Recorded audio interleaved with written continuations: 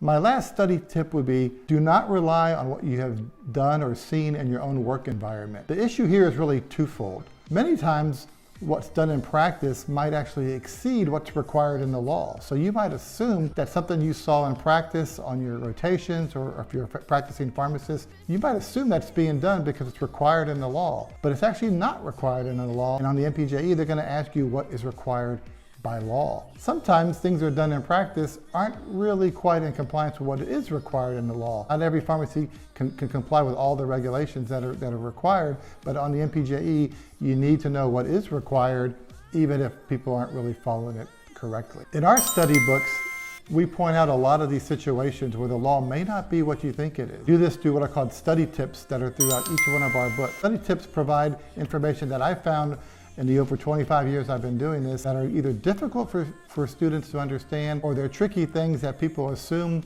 the law requires, but the law really doesn't require. We have study tips throughout each one of our books to help you with these kind of complicated areas and things that could trip you up on the MPJE exam.